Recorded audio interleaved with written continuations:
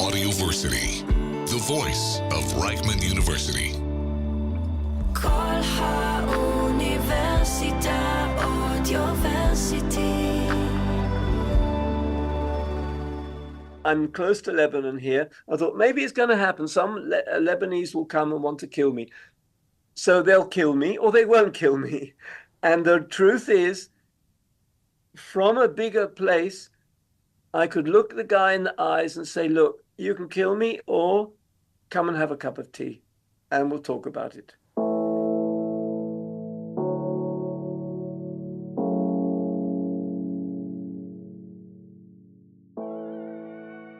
Welcome to Raw, a podcast where we confront the complexities of war from the inside out. I'm Anouk, a journalist, author, yoga teacher, and meditation practitioner.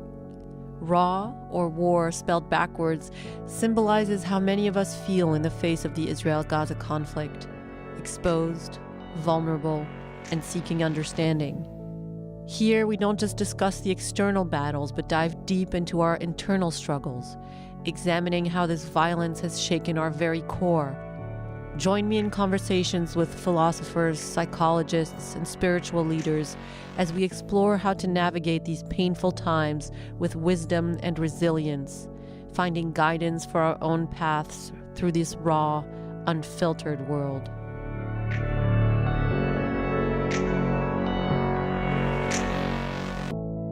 My guest today is Stephen Fulder, founder and senior teacher of Tovana, the largest meditation society in Israel. Stephen was born in London in 1946, educated at Oxford University, and has a Ph.D. in molecular biology. He's been practicing Buddhism and meditation for 45 years, including years in India. Stephen has been teaching classes, groups, and retreats intensively for 30 years. He's had 16 books published, including the bestseller Arot, Bחיי, היומיום, or What's Beyond Mindfulness, Waking Up to This Precious Life, and The 5 Powers. He's the founder of the Middleway organization and has been actively engaged in peace and ecological work in the Middle East. He's also one of the founders of the beautiful ecological village of Clil in the Western Galilee. Stephen, I feel so honored and privileged to be speaking with you today. Thank you so much for being here.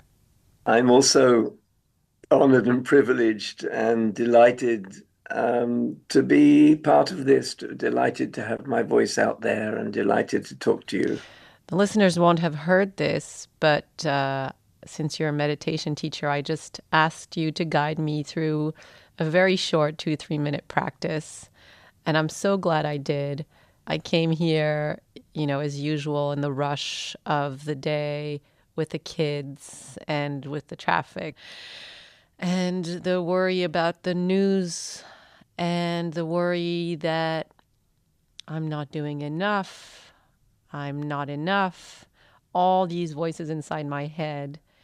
And you just guided me through such a simple yet powerful practice. And that is why meditation means so much to me and to so many people. So thank you, first of all, for that. I'd like to start with this quote, which I'm sure you know, by Viktor Frankl, the Austrian psychiatrist, and he was a Holocaust survivor who wrote Man's Search for Meaning. In his words, between the stimulus and response, there is a space. And in that space lies our freedom and power to choose our responses. In our response lies our growth and our freedom. If I could sum up the impact that mindfulness and meditation has had on my life, I would keep going back to that quote. And I'd like to give you an example from just a few days ago when that space that Viktor Frankl talks about really manifested itself quite powerfully in my life. I came home after a long day of work. I have 3 young children, and my eldest, Leo, who's 8 years old and who is a delightful child, was in one of his very combative moods where everything was no. And I was asking him to go get ready, and it was no, and he was getting more and more what I felt was rude and belligerent. And at some point I raised my voice and I said, Leo, you're going to get ready right now for bed. And he took a blanket and he screamed no, and he put the blanket on my head. And in that moment, my instinctual primal reaction, and this is quite hard to say, but what I felt was that I wanted to hit him.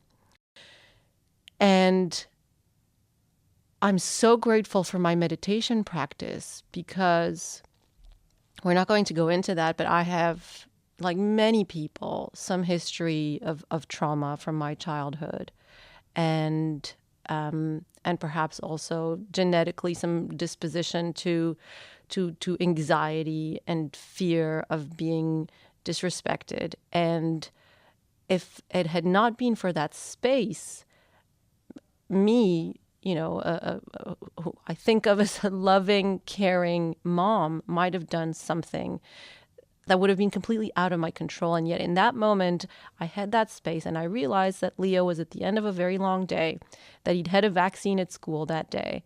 And I kind of gathered myself and I looked at him and I said, Leo, I will not allow you to put a blanket on my head. I'm going to come with you, and together we're going to go get ready for bed. And I said that in a way that was authoritative, but not rageful. And something beautiful happened, which is what so often happens when I respond this way to my kids, is they just completely melt. I feel like there is a gratitude that I didn't lose my temper, and that I see them. I see their exhaustion. I see their need to have a little tantrum. The reason I'm saying this is because we're here to talk about the war. And on October 7th, what was so felt in my body was that I had no longer any control over my visceral reactions. I lost that space on October 7th, and for the many days that followed, that Viktor Frankl talked about, I was completely gripped by terror and by probably transgenerational trauma coming from my grandparents and the Holocaust. And I was terrified and rageful, and I felt like a persecuted child. And so what I'm curious, because you've been doing this meditation thing for so many more years than I, and you are the guru in Israel and one of many in the Western world. How was October 7th for you, and were you able to keep some spaciousness in your body and in your psyche? Yeah, thank you. Great question, and a beautiful little story. We are very contracted when we are faced with the threat, that it feels very immediate and strong and traumatic. We get very, very contracted and very one-tracked. We get reactive and responsive, and their space is lost. In my own case, on October the 7th, I felt a huge pain, and the pain was palpable, was touchable. It was as if there was a huge weight inside, and I felt the pain of people young people who were being slaughtered and who had been slaughtered, and the cruelty, and I felt it as a huge pain. What I needed to do is take a couple of days, which I did, before I could talk to anybody. I took a couple of days of being at home quietly, but I would say that having years and years of spiritual experience, that was built in. The meditation, and not just the meditation, the wisdom in the books I've read and the books I've written, that's built in. So that the trauma needs to take over. And the way it does that is to reduce the person into a rather small slice. What stands against being reduced into a reactive, angry, revengeful, immediate, violent response. What prevents that is not to forget that we are big people. And for my own personal experience, this is built in. I cannot be anymore in that contracted place. There can be somebody that will come to my door with a gun. And I actually thought maybe it's going to happen from, I'm close to Lebanon here. I thought maybe it's going to happen. Some Lebanese will come and want to kill me. So they'll kill me or they won't kill me. And the truth is, from a bigger place, I could look the guy in the eyes and say, look, you can kill me or come and have a cup of tea and we'll talk about it. Because there is always another way. And that's Viktor Frankl's comment there. There's always another way. And it depends on us returning to ourselves. So what I was doing after the 2 days when I really felt I had to kind of absorb that, what was happening, and feel it and be with the pain in my heart and let it be there, I said, now I'm ready to go out and talk to people. And basically what I would tell people and help people in the community is, okay, don't blame yourself for feeling the anger and the trauma and the revenge. Don't add to it blame, but also remember that you're bigger than that. And look at yourself and say, yes, we have major trauma here, but still we are big people. I wonder if my mother would be okay with me sharing this story. I think she would. She was in Argentina on October the 7th and came and went to Paris a few days afterwards. And she's a child of Holocaust survivors. And when she stepped into her hotel and saw that some of the people working there were Arab speaking, she went into a complete panic, which is not rational. And she went in her hotel room and she hid inside the closet. She was that terrified. My mother is quite theatrical, so there might have been an element of drama there. But I think there was a real terror, a terror of a second Holocaust happening again. And in those moments, it is so difficult for anybody maybe who isn't Stephen Fulder to recognize that fear and to remember that we're larger than that. And so I wonder if in these last few weeks, in these last few months, do you find it harder to talk to people about compassion and about common humanity? Absolutely. And there's no guarantee you can be practicing 20 years. The fear is such primal. We have it in our biological basis. Fear and insecurity is fundamental to life. We're born in a body, and what our major concern after that is survival. So never mind you've been doing meditation 10 years. In such a situation, the fear is palpable. But what is there is that there's always a question when there's when you look at fear as suffering and say, right, what is the actual experience right now? It's fear, and I am afraid, and I have genetic fear, and I have Jewish fear, and I have this fear.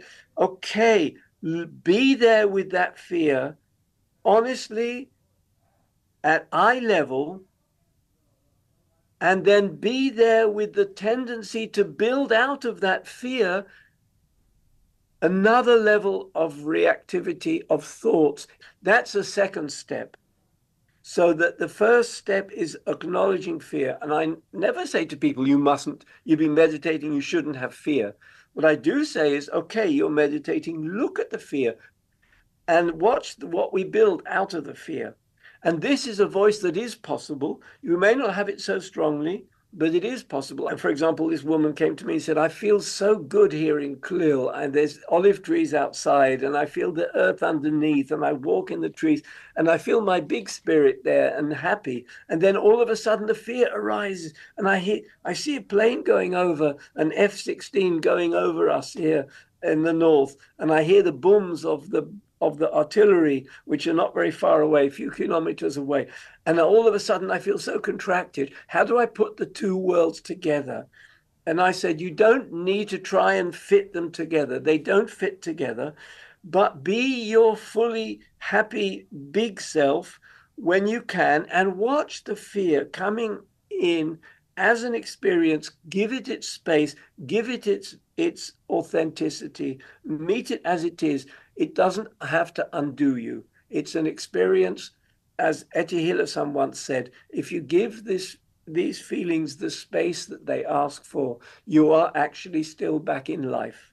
For those who don't know meditation and mindfulness very well, there is this analogy of the ocean and the waves, that we are the ocean that can carry the various waves of life, the various internal waves of sorrow and grief and rage and anger and joy and happiness and contentment and frustration.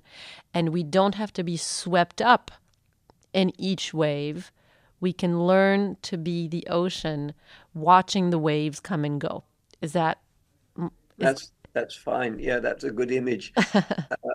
And of course, if you actually think for a moment, and what's been happening since October the 7th is people have been coming back to themselves, and they have returned, and they're beginning to ask questions. And I think the questions are crucial here, because like in the spiritual tradition, big pain gives you two choices. One is misery, and the other is search. The narratives on both sides, the narratives that are fueled by the insecurity, are making sure that another war happens and another war happens and another war happens. And that's been the way it's been all these years. I was here in 1973 at the Yom Kippur War. That's 50 years ago. I was right in the middle of Tel Aviv when the war broke out. Nothing has changed. We have to find another way, and there are other ways. I've seen minimal, distant dialogues between politicians that anyway full of suspicion, and they just go back home and say the others are not listening.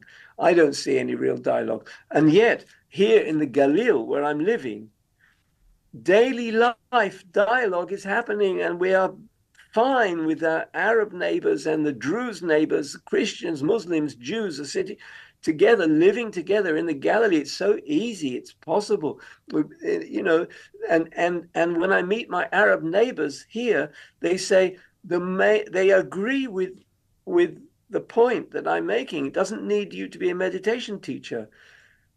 The narratives are toxic.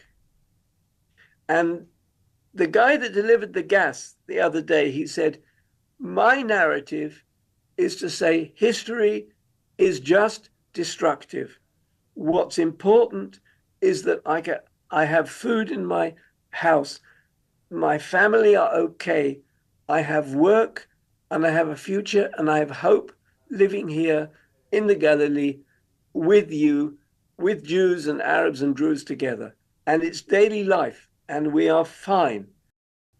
For people who are not in this world and are faced with a barrage of terrifying stories, whether it comes from the news or from social media, which creates such polarity, and we know that social media feeds off people continuing to be in an echo chamber where they just get fed what they want to hear, and which confirms their own beliefs. And I noticed this. I did some experimentation with my social media. If I was looking for pro-Palestinian content, the next day I was getting a lot of pro-Palestinian content. If I was looking for pro-Israeli content, which didn't make me feel better, it made me feel like I'm validated, I'm right, I am persecuted, and therefore I'm right in feeling that we are correct in our path. I just get fed this diet of separation, what would you say is something that people can do who don't, practice meditation daily, what is something that they can do in order to, first of all, feel more at ease? Because it's such a difficult space to be in, to consume the news, but then to feel guilty when you don't consume the news. I believe that everybody has a little window, and this little window of, you can say, a small candle burning in the light that will say, wait a minute, what's the food I'm being fed? Maybe they can't say it 100%, but they maybe can say it 10%. What is it I'm being fed with? And is it a diet that agrees with me? And does it give me indigestion? So meditation, one of the gifts of meditation is that it helps us to see where our attention is hijacked. And to be able to win back our attention, to say, I want to give my attention to what is nutritious and helpful and wholesome for me and for my family and for my community. So meditation certainly will help, but other people who don't meditate can also have that. My grandchildren sometimes come along and say, I can't take all of this stuff. It is so much. I'm getting brainwashed. They say it themselves. There's a little voice in us that says maybe we have to kind of ask who is stealing our attention and taking it, and do we have any attention left to be able to look at things differently? And that's a question that we need to ask all the time. What is it that we're feeding? Do you feel there is a moral obligation to be aware of all the suffering? And just speaking from personal experience, like I mentioned, I have 3 young children. I'm busy. I live in Tel Aviv, so apart from the occasional, siren in the beginning, it is possible for me to live in a way that I go about my daily life. I bring my kids to school, I work, I study, I feel joy, I walk in the park. And yet I know that there is, at the same time, so much suffering on the part of the families who still have hostages in Gaza, who are worried about them night and day, who are hearing stories about the unimaginable physical, mental, sexual violence and torture that they're going through. The families of the soldiers who are fighting, and the thousands and thousands of families in Gaza who have no homes, who have barely anything to eat, who have lost children.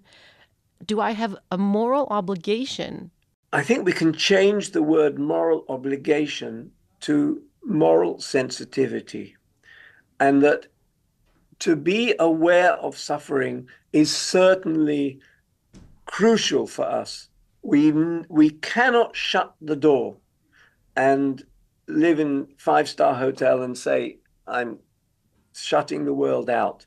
And just simply because as sensitive, open human beings, it is there. To shut out suffering would be shut ourselves in another kind of prison. But I have to say, this is important in relation to your story of your life in Tel Aviv and my story of my life in Clil. There is nothing wrong with being happy. We can be happy with our children, with the nature, with our life. I'm very happy. I'm having a really happy life. But at the same time, it isn't at the expense of shutting the door to suffering. So we can actually be with the two voices, with all the, in fact, I would say we need to be happy. We need to be, live a full, happy life and be aware of suffering at the same time. There's no point in you, for example, saying, I can't be happy. I have to have a miserable life because of what's happening, the suffering out there. I will give hell to my children and my family and myself, and I won't sleep at night, and I'll be agitated all day, and I'll give myself and everybody a hard time, and I'll get sick because of it. There's no point in that. Lead a happy life, but be open to the pain around us and let the pain tell us what to do. Keep a small flame burning. And a small one candle can light up a room that's been dark for 1,000 years. We need to keep a small flame burning. And so whatever we can do, whatever is our circle, whatever power we have, we all have our powers. We are, I wouldn't say obliged, but in a natural way, we are called. And I would put it, that language feels better to me. The suffering will call us. We are sensitive human beings. We do need to feel that suffering. We do need to know the pain. And it touches me deeply when I feel, the children in Gaza and the children and the young people that were killed and are now traumatized Israelis on the other side. They touch me. My heart hurts, but at the same time, I have a happy life. But that pain inside me calls me. And whatever in a natural way your heart is telling you, you have to go and do it. Your description just now reminded me of a description of Leonard Cohen, the singer, by Catherine Ingram after he died. And she said of him, Leonard's special genius was his ability to communicate both the sorrow and the beauty of the world, even in the same sentence. He never looked away from either, not even in his final months when pain racked his body. He had a twinkle in one eye and a tear in the other. Oh, that's absolutely beautiful. It reminds me of this old from the Hasidim, from the Orthodox tradition phrase that said every person should have in his right pocket and his left pocket a little note. In one pocket says, I am nothing, I am just dust and ashes. And the other pocket, the note should say, I am the universe, I am the world, I am important. And I have to say personally, I live in coexisting points of view that are just as you said. I mean, I support that, and I feel that very much in my own life. I can cry when I feel the pain of a wounded child, and yet I'm laughing at the joy of my life these days. Never mind the age and the body and the Palestinians and the Lebanese over the border, the Hezbollah. And the diseases and the viruses and the conflicts, but at the same time, life is so beautiful and precious, and in the moment, it's a dance. The cells of my body are dancing, and my dog is dancing with me outside when we go for walks, and the life is also a dance at the same time. That's beautiful, and I love this image of a dance, and I actually have been doing quite a lot of dancing with my children in the last few months, I think more than ever before. And in a way, the deep suffering and horror is calling on us to dance with tears in our eyes and with gratitude for what we have. And while we know what others have lost, I wonder, how do you live knowing that by the time you're gone, the world may continue in this cycle of endless violence, as someone who has lived their whole life trying to wake people up to the sameness and the beauty of all human beings?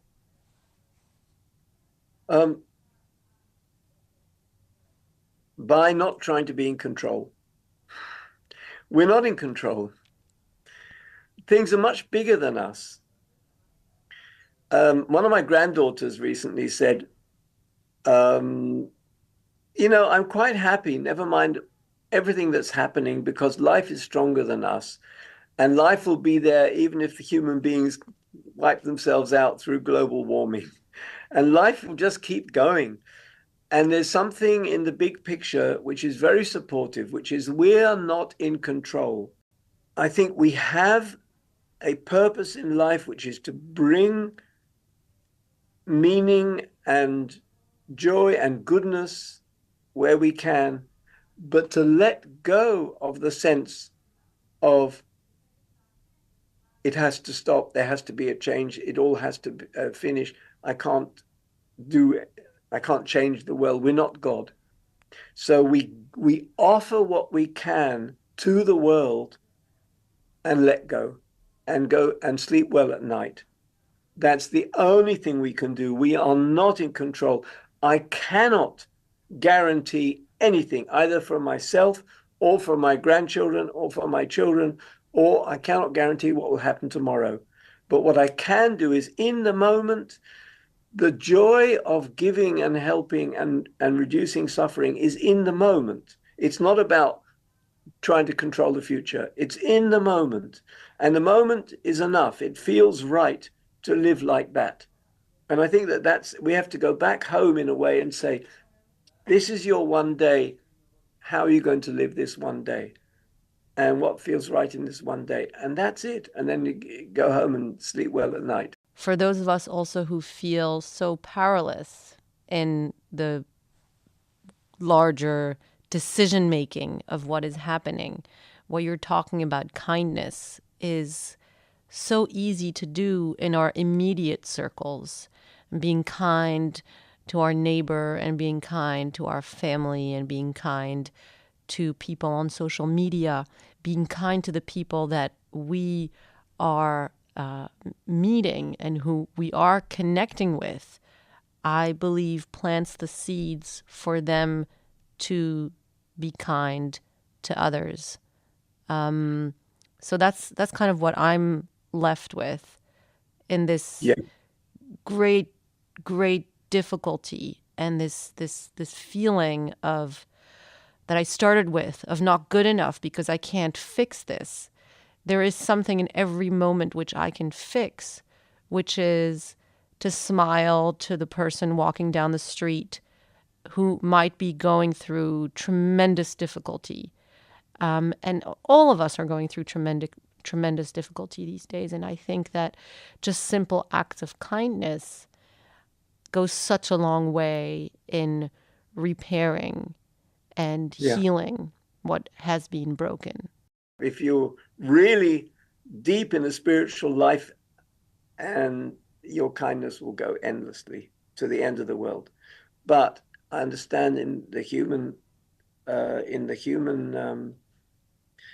humanness of us, our kindness is limited, but our obligation would be to move it one more step all the time, to move one more circle of kindness, to push the boundary of our kindness one more step and reduce the sense of protection, shield, reactivity and defensiveness. One more step of kindness wherever we can.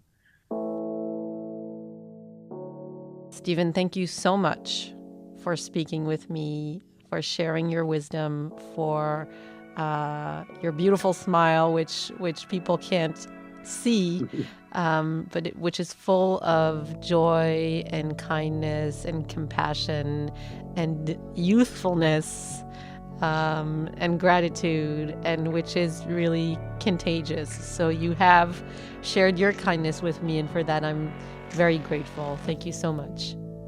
Thank you. And I really enjoyed it, being with you here. Thank you for listening. This has been Raw. To listen to more of our episodes, you can find us on Spotify, Apple Podcasts, or wherever you find your podcasts. I'm Anouk Glory. Goodbye.